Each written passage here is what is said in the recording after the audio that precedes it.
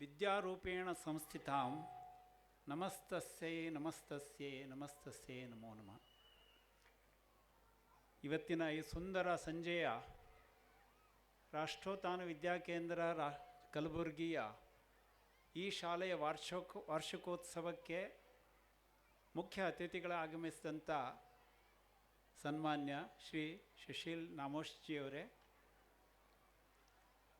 ಈ ಶಾಲೆಯ ಕರೆಸ್ಪಾಂಡೆಂಟು, ಆದರೆ ಅದಕ್ಕಿಂತ ಹೆಚ್ಚಾಗಿ ಕಳೆದ ಅನೇಕ ವರ್ಷಗಳಿಂದ ನಮ್ಮ ಮಿತ್ರತ್ವದ ಸಂಬಂಧ ಇದೆ, ಶ್ರೀ ಕೃಷ್ಣ ಜೋಶಿಯವರೇ,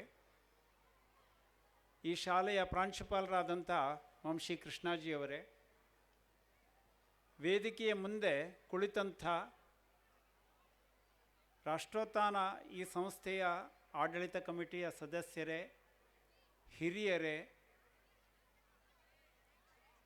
ಸಂಘದ ಪ್ರಮುಖರೇ, ಎಲ್ಲ ಹಿರಿಕಿರಿಯ ಬಂಧು ಭಗಿನಿಯರೇ, ದಿಕ್ಸೂಚಿ ಭಾಷಣ ಅಂತ ಹೇಳಿ ಕೃಷ್ಣ ಜೋಶಿ ಅವರು ಉಲ್ಲೇಖ ಮಾಡಿ ನನಗೆ ಸ್ವಲ್ಪ ಧರ್ಮ ಸಂಕಟವನ್ನು ಅವರು ಕೊಟ್ಟರು. ಯಾಕಪ್ಪ ಅಂತಂದರೆ, ಇಲ್ಲಿ ಬಂದಂಥ ಬಹಳ ಜನ ಪಾಲಕರು ಇದ್ದೀವಿ, ಅಜ್ಜ ಅಜ್ಜಿನೂ ಇದ್ದೀವಿ. ಇವರು ಯಾರೂ ಭಾಷಣ ಕೇಳೋದಕ್ಕೆ ಬಂದಿಲ್ಲ, ಇಲ್ಲಿ ಮಕ್ಕಳ ಪ್ರತಿಭೆಯನ್ನು ನೋಡೋದಕ್ಕೆ ಬಂದಾಗ ಬಹುಶಃ ನಾವು ಮಾತಾಡೋದು ಎಷ್ಟು ಇದರಲ್ಲಿ ಉಪಯುಕ್ತ ಅನ್ನೋದನ್ನು ಸ್ವಲ್ಪ ಆ ವಿವೇಕವನ್ನು ಮನಸ್ಸಿನಲ್ಲಿ ಇಟ್ಟುಕೊಂಡು ನಾನು ಎಷ್ಟು ಸಾಧ್ಯವಾಗುತ್ತೋ ಅಷ್ಟು ಕಡಿಮೆ ಸಮಯದಲ್ಲಿ ನನಗೆ ತೋಚಿದ ಒಂದಷ್ಟು ವಿಷಯವನ್ನು ನಿಮ್ಮ ಮುಂದೆ ಇಡಲಿಕ್ಕೆ ನಾನು ಬಯಸ್ತೀನಿ. ಏನಾದ್ರು ತಪ್ಪಾಗಿದ್ದರೆ ಅದು ನನ್ನದು, ಚಲೋದಿದ್ದರೆ ನೀವು ತೊಗೊಂಡು ಹೋಗಿ.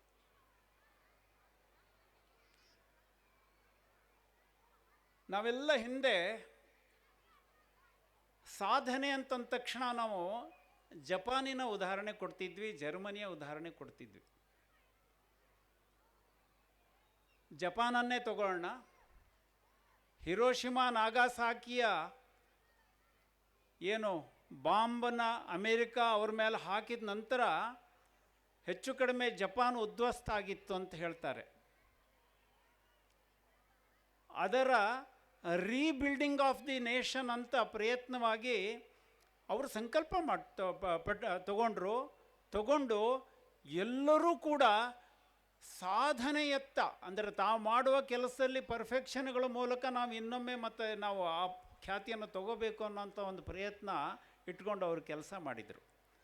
ಆ ಸಂದರ್ಭದಲ್ಲಿ ನಡೆದಂಥ ಒಂದು ಉದಾಹರಣೆಯನ್ನು ನಿಮ್ಮ ಮುಂದೆ ಇಡಲಿಕ್ಕೆ ಬಯಸ್ತೀನಿ.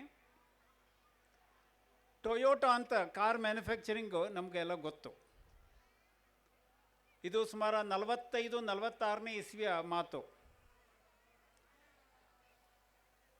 ಆ ಟೊಯೋಟಾ ಕಾರ್ ಮ್ಯಾನುಫ್ಯಾಕ್ಚರಿಂಗ್ ಪ್ಲ್ಯಾಂಟಿನಲ್ಲಿ ಉತ್ತಮ ಗುಣವತ್ತ ಒಂದು ಪ್ರಾಡಕ್ಟ್ ಹೊರಗೆ ಬರಬೇಕು ಅನ್ನೋ ಒಂದು ಪ್ರಯತ್ನ ಇಟ್ಕೊಂಡು ಅವ್ರು ಮಾಡ್ತಾಯಿದ್ರು. ಅವರು ಮಾಡ್ತಿರುವಂಥ ಈ ಮ್ಯಾನುಫ್ಯಾಕ್ಚರಿಂಗ್ ಪ್ರೊಸೆಸ್ನಲ್ಲಿ ಅಸೆಂಬ್ಲಿ ಲೈನ್ ಅಂತ ಕರಿತೀವಿ ನಾವು. ರಾ ಮೆಟೀರಿಯಲ್ ಬರುತ್ತೆ, ಒಂದೊಂದೇ ಪಾರ್ಟ್ಗಳು ಅದರ ಜೋಡಿಸ್ತಾ ಹೋಗ್ತಾರೆ, ಕೊನೆಗೆ ಅದು ಟೆಸ್ಟಿಂಗಿಗೆ ಹೋಗುತ್ತೆ. ಅಂಥ ಸಂದರ್ಭದಲ್ಲಿ ಅವರ ಅನುಭವಕ್ಕೆ ಒಂದು ವಿಶೇಷವಾದ ಒಂದು ಅನುಭವ ಬಂತವರಿಗೆ. ಕೊನೆ ಟೆಸ್ಟಿಂಗ್ ಹಂತದಲ್ಲಿ ಅನೇಕ ದೋಷಗಳು ಅವರಿಗೆ ಕಾಣ್ತಾ ಇತ್ತಂತೆ. ಆ ಸಂದರ್ಭದಲ್ಲಿ ಒಬ್ಬ ತರುಣ ಇಂಜಿನಿಯರು ಆ ಕಂಪನಿಯನ್ನು ಸೇರಿಕೊಂಡ. ಅವನ ಹೆಸರು ಅಪ್ರಸ್ತುತ, ನಾನು ವಿಷಯಕ್ಕಷ್ಟೇ ಹೇಳ್ತೀನಿ. ಅವನು ಆ ಅಸೆಂಬ್ಲಿ ಲೈನ್ನ ಇನ್ಚಾರ್ಜ್ ಆಗಿ ಅವನಿಗೆ ಜವಾಬ್ದಾರಿ ಕೊಟ್ಟಿದ್ದರು. ಅವನೇನು ಮಾಡ್ದ ಅಂದರೆ, ಮ್ಯಾನುಫ್ಯಾಕ್ಚರಿಂಗ್ ಪ್ರೊಸೆಸ್ನಲ್ಲಿರೋದೆಲ್ಲ ಅಧ್ಯಯನ ಮಾಡಿದ ನಂತರ ಪ್ರತಿ ಒಂದು ಹಂತಕ್ಕೂ ಕೂಡ ಅಲ್ಲಿ ಟೆಸ್ಟಿಂಗ್ ಅಂತ ಅವನು ಇಂಟ್ರೊಡ್ಯೂಸ್ ಮಾಡಿದ. ಪ್ರತಿ ಹಂತಕ್ಕೂ ಕೂಡ ಮಾಡ್ತಿರೋ ಅಸೆಂಬ್ಲಿ ಲೈನ್ ಟೆಸ್ಟಿಂಗ್ ಆಗಬೇಕು. ಆಗ ಏನಾಯಿತು ಅಂತಂದರೆ, ಯಾವ ಕಂಪೋನೆಂಟು ಯಾವ ಹಂತದಲ್ಲಿ ಅಲ್ಲಿ ದೋಷ ಇದೆಯೋ ಅದರದ್ದು ತಕ್ಷಣ ಅದು ರೆಕ್ಟಿಫೈ ಆಗಬೇಕು, ತದನಂತರ ಅದು ಮುಂದಿನ ಅಸೆಂಬ್ಲಿ ಲೈನಿಗೆ ಹೋಗಬೇಕು. ಇದರ ಒಟ್ಟಾರೆ ಪರಿಣಾಮ ಏನಾಯ್ತಪ್ಪ ಅಂತಂದರೆ, ಅವರು ಪ್ರೊಡಕ್ಟ್ ಮಾಡ್ತಿರುವಂಥ ಏನು ಕಾರ್ ಇತ್ತು, ಅದು it has become A pool proof product. ಇದೇನು ಮೆಥಡನ್ನು ಅವರೇನು ಉಪಯೋಗಿಸ್ತಿದ್ರು ಅದಕ್ಕೆ ಜಪನೀಸ್ ಭಾಷೆಯಲ್ಲಿ ಕೈಜನ್ ವೇ ಅಂತ ಹೇಳ್ತಿದ್ರು. ಅಂತಹ ಒಂದು ಪ್ರಯತ್ನ ಮಾಡಿದಂಥ ಜಪಾನು ಇಡೀ ವಿಶ್ವದಲ್ಲಿ ಏನು ಸಾಧನೆ ಮಾಡ್ತು ಅಂತ ನಮ್ಮ ಕಣ್ಮುಂದೆ ಗೊತ್ತೇವೆ.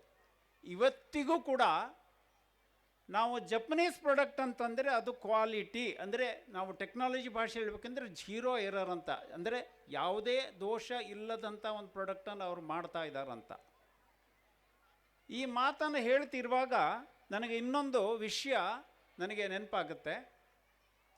ನನ್ನೊಬ್ಬ ತುಂಬ ಆತ್ಮೀಯ ಮಿತ್ರರು ಅಮೇರಿಕದಲ್ಲಿರ್ತಾರೆ. ಭಾರತದಲ್ಲೇ ಇಂಜಿನಿಯರಿಂಗ್ ಪ್ರಾಪ್ತಿ ಪಡೆದ ನಂತರ ಅಮೇರಿಕದಲ್ಲಿ ಅವರು ಹೋಗಿದ್ದಂಥವ್ರು. ಅವರು ಅಲ್ಲಿಯ ಒಂದು ಕ್ವಾಲಿಟಿ ಮ್ಯಾನೇಜ್ಮೆಂಟಿನ ಕಂಪನಿಯಲ್ಲಿ ಅನೇಕ ವರ್ಷಗಳವರು ಅಲ್ಲಿ ಇಂಜಿನಿಯರ್ ಆಗಿ ಕೆಲಸ ಮಾಡಿ ಆಮೇಲೆ ಸ್ವಂತದ್ದೇ ಒಂದು ಕನ್ಸಲ್ಟೆನ್ಸಿ ಇಟ್ಕೊಂಡಿದ್ದಂಥ ಸಂದರ್ಭದಲ್ಲಿ ಅವರು ಭಾರತಕ್ಕೆ, ಅವರು ಬೆಳಗಾವಿಯವರೇ, ವರ್ಷಕ್ಕೊಮ್ಮೆ ಬರ್ತಾರೆ. ಬೆಳಗಾವಿಯ ಒಂದು ಇಂಡಸ್ಟ್ರಿ ಜಿನಾಬಕುಲ್ ಅಂತ, ಅವರು ಆ್ಯಕ್ಚುಲಿ ಬಿಯರಿಂಗಿಗೆ ಬೇಕಾಗುವಂಥ ಕಂಪೋನೆಂಟ್ ಮಾಡ್ತಾರೆ. ಅವರು ಈ ಕ್ವಾಲಿಟಿ ಮ್ಯಾನೇಜ್ಮೆಂಟ್ ವಿಷಯದಲ್ಲಿ ಅವರನ್ನು ಕರೆಸಿದ್ರು. ಆ ಸಂದರ್ಭದಲ್ಲಿ ಅವರು ಒಂದು ಮಾತು ಹೇಳಿದರು. ನಾವಿವತ್ತು ಅನೇಕರ ಹೊರದೇಶಗಳ ನಾವು ರೆಫರೆನ್ಸ್ ಅಂತ ನಾವು ಉದಾಹರಣೆಯಾಗಿ ತಗೋತೀವಿ. ಆದರೆ ಅವ್ರು ಹೇಳಿದಂಥ ಮಾತು ನೋಡಿ ನಮಗೆಲ್ಲರಿಗೂ, ಯಾಕೆಂದ್ರೆ ನಾವು ನಮ್ಮ ಸಂಸ್ಕೃತಿ, ನಮ್ಮ ಈ ಟ್ರೆಡಿಷನ್ ಏನಿದೆ ಇದನ್ನು ನಾವು ಮರೆತು ಬಿಟ್ಟಿದ್ದೀವಿ. ಹಾಗಾಗಿ ನಮ್ಮಲ್ಲೇ ಅನೇಕ ದೋಷಗಳು ಬಂದುಬಿಟ್ಟಿದೆ.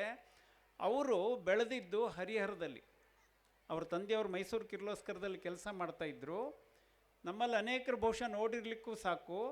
ಅಲ್ಲಿ ಹರಿಹರ ಬಂದಿರೋ, ಆ ಹೆಸರು ಬಂದಿರೋದು ಹರಿಹರೇಶ್ವರ ಟೆಂಪಲ್ನಿಂದಾಗಿ.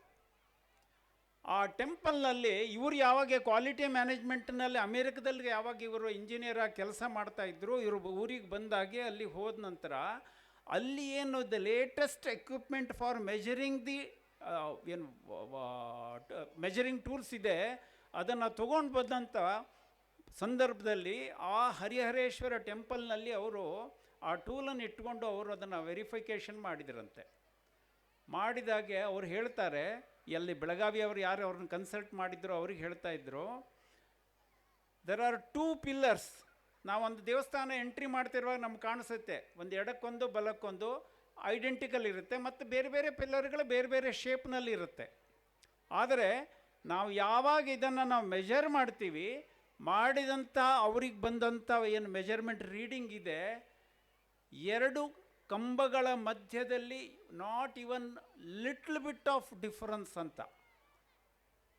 ಅದರ ಅರ್ಥ ಏನು, ನಮ್ಮ ಹಿರಿಯರು ಈಗಿರುವ ಯಾವುದೇ ಸಾಧನಗಳು ಇಲ್ಲದಂಥ ಸಂದರ್ಭದಲ್ಲಿ ಸಾವಿರಾರು ವರ್ಷಗಳ ಹಿಂದೆಯೇ ಅಷ್ಟೊಂದು ಗುಣಾತ್ಮಕವಾದ, ಅಂದರೆ ಪರ್ಫೆಕ್ಟ್ ಆಗಿರುವಂಥ ಮೆಜರ್ಮೆಂಟನ್ನು ಇಟ್ಟುಕೊಂಡು ಕಂಬಗಳನ್ನು, ಅದು ಕಲ್ಲಿನ ಕಂಬಗಳನ್ನು ಮಾಡ್ತಾ ಇದ್ರು ಅಂತಂದರೆ ನಮಗೆ ಯಾರನ್ನು ಉದಾಹರಣೆಯಾಗಿ ನಾವು ತಗೋಬೇಕು?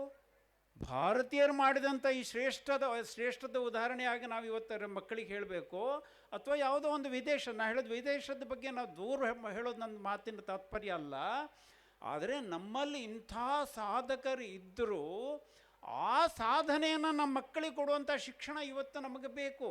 ಅದನ್ನು ಇವತ್ತು ವಿದ್ಯಾಭಾರತಿ ಇರಲಿ, ರಾಷ್ಟ್ರೋತ್ಥಾನ ಶಾಲೆಗಳಿರಲಿ, ಬೇರೆ ಬೇರೆ ಸಂದರ್ಭದಲ್ಲಿ ಸಾಂದರ್ಭಿಕವಾಗಿ ಉದಾಹರಣೆಗಳನ್ನು ನೀಡುತ್ತಾ ನಮ್ಮ ಮಕ್ಕಳಿಗೆ ಇವತ್ತು ಶಿಕ್ಷಣದ ಮೂಲಕ ಅಭಿಮಾನ, ನಮ್ಮ ಮಕ್ಕಳು ಈ ದೇಶದ ಬಗ್ಗೆ ಪಡಿಬೇಕು ಅನ್ನೋಂಥ ಒಂದು ಉದ್ದೇಶ ಇಟ್ಕೊಂಡು ಇವತ್ತು ಶಿಕ್ಷಣ ಕ್ಷೇತ್ರದಲ್ಲಿ ನಾವು ಕೆಲಸ ಮಾಡ್ತಾ ಇದ್ದೀವಿ. ಇನ್ನೊಂದು ಮಹಾಪುರುಷರ ಬಗ್ಗೆ ನಾನು ಸ್ಮರಣೆ ಮಾಡೋದು ಅತ್ಯಂತ ಯೋಗ್ಯ ಅಂತ ನಾನು ಕೊಡ್ತೀನಿ.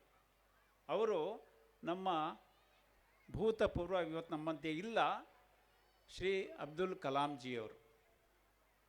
ರಾಷ್ಟ್ರಪತಿಗಳಾಗಿದ್ದಂತಹ ಸಂದರ್ಭದಲ್ಲೂ ಕೂಡ ಅತ್ಯಂತ ಸರಳ ಜೀವನ ನಡೆಸಿದಂಥ ವ್ಯಕ್ತಿ. ಅದಕ್ಕೂ ಪೂರ್ವದಲ್ಲಿ ಶ್ರೇಷ್ಠ ವಿಜ್ಞಾನಿಯಾಗಿ ಭಾರತ ಸರ್ಕಾರಕ್ಕೆ ಟೆಕ್ನಿಕಲ್ ಅಡ್ವೈಸರ್ ಆಗಿದ್ದಂಥವರು. ಆಮೇಲೆ ವಾಜಪೇಯಿ ಸರ್ಕಾರ ಇದ್ದಾಗ ಅವರನ್ನು ರಾಷ್ಟ್ರಪತಿಯಾಗಿ ಅವರನ್ನು ಆರಿಸಿದ್ವಿ ಅಂತ ನಮ್ಗೆ ಗೊತ್ತು.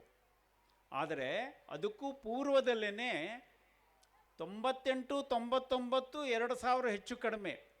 ಆಗ ಅವರು ನಮಗೆ ಒಂದು ಕನಸಿನ ಬಿತ್ತಿದ್ರು ಅವರು. ಟಾರ್ಗೆಟ್ 2020 ಅಂತ. ಅಂದರೆ 2020 ಒಂದು ವಿಷನ್ ಇಟ್ಕೊಂಡು ನಾವು ಈ ದೇಶವನ್ನು ಕಟ್ಟಬೇಕು ಅಂತ ಮಕ್ಕಳಲ್ಲಿ ಅವರು ಕನಸನ್ನು ತುಂಬ್ತಾ ಇದ್ರು. ಅವರು ಬಿಟ್ಟಂಥ ಏನು ನೆಟ್ಟಂಥ ಸಸಿ ಇದೆ ಅದು, ಯಾಕೆಂದರೆ ಅಬ್ದುಲ್ ಕಲಾಂ ಅವ್ರನ್ನ ನಾವು ಮಿಸೈಲ್ ಮ್ಯಾನ್ ಅಂತ ನಾವು ಕರೀತಿದ್ವಿ. ಅದು ಅವರಿಗೆ ಅರ್ಹವಾದಂಥ ಗೌರವ. ಅದು ಅವರ ಪ್ರಾರಂಭಿಕ ಜೀವನದಲ್ಲಿ ಅವರಿಗೆ ಇದ್ದಂಥ ಒಬ್ಬ ಶ್ರೇಷ್ಠ ಗುರು.